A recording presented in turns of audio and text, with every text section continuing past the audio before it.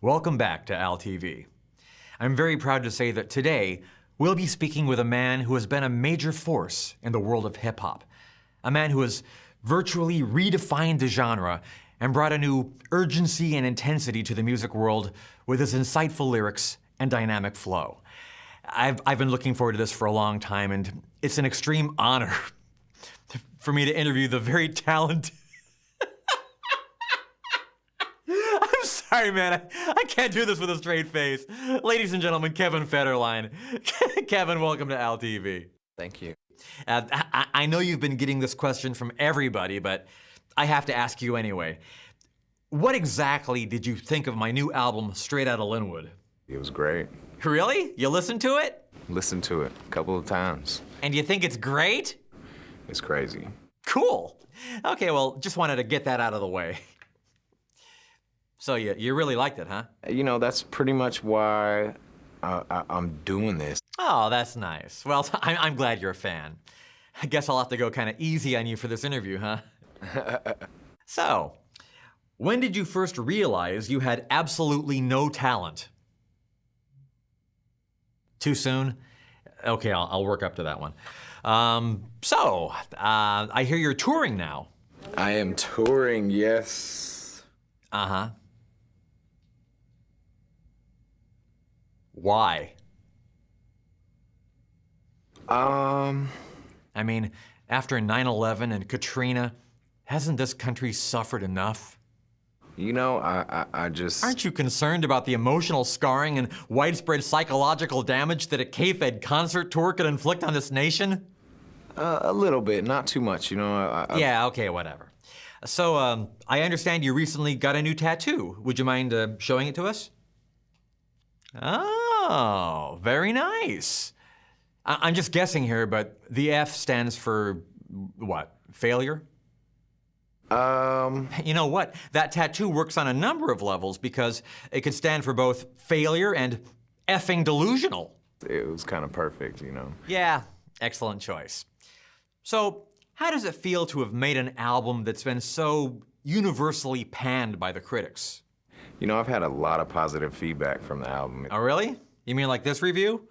I would rather jam an ice pick repeatedly into both of my ears than endure listening to the steaming pile of horse feces again.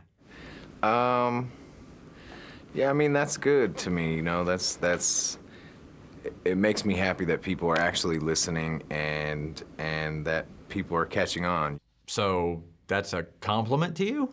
That's the way I take it. Oh, then you're a complete moron.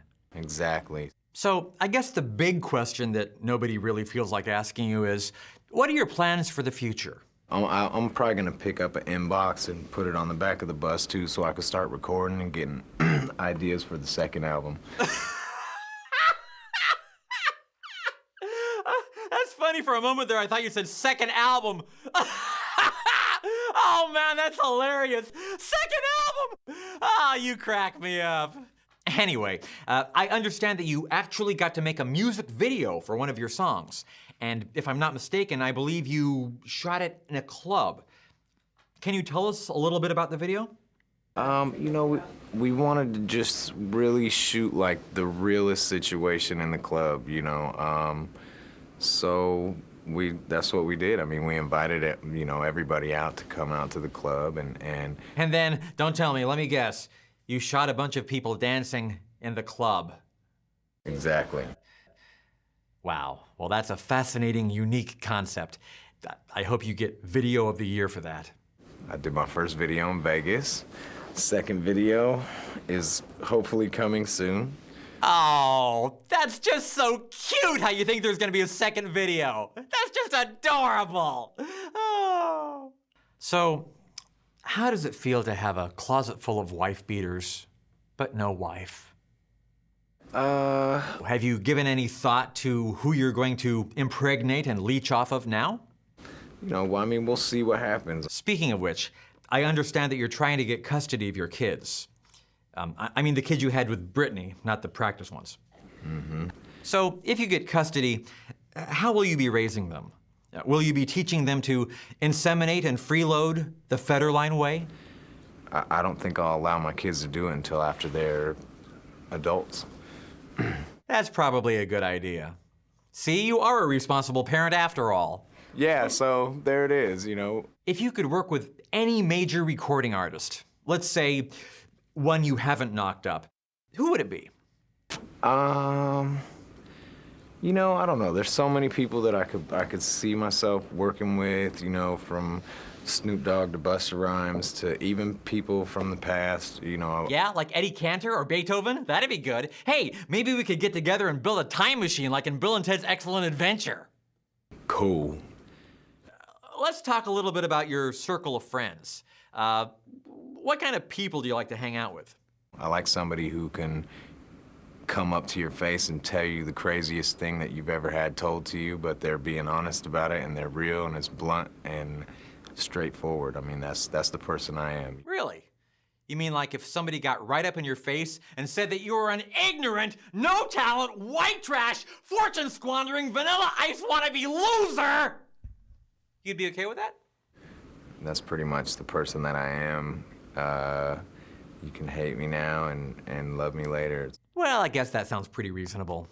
All except for the love me later part. Seriously now. Seriously. For the record, exactly how much do you suck? A lot, you know. Would it be accurate to say that you're the biggest douchebag ever? Ever, yeah. And your album is a crime against humanity? Yeah, pretty much. So you admit your songs are terrible, right? You know, with a few exceptions. Now, let's get real here. For the record, all your songs suck. So? And your rapping sucks? Right. Yeah, and let's see, what else? All my lyrics suck. Oh yeah, your lyrics definitely suck. Thanks for reminding me. Really, I'm kind of curious. Is there anything you can do? I'm a very real person, you know, and that's what I aspire to be over anything. Yes, well, I can see that you're not a robot or an android, so it's nice that you've been able to achieve at least one of your goals. Are you concerned about the fact that you're headed straight towards oblivion? That's the direction that I want to go, you know. Great. Well, looks like everything's working out for you then.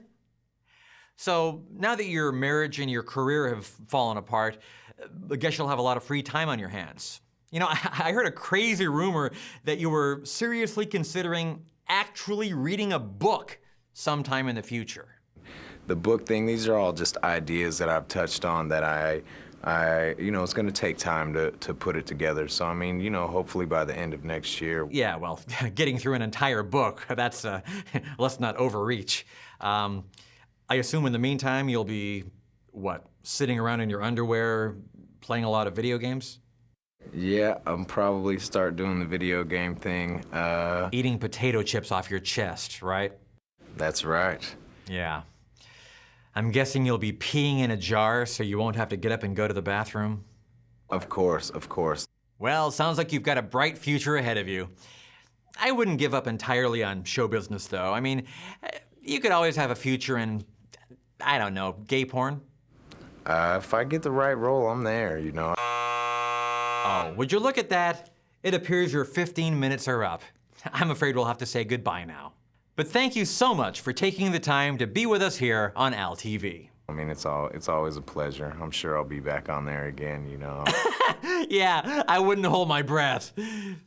We'll be right back.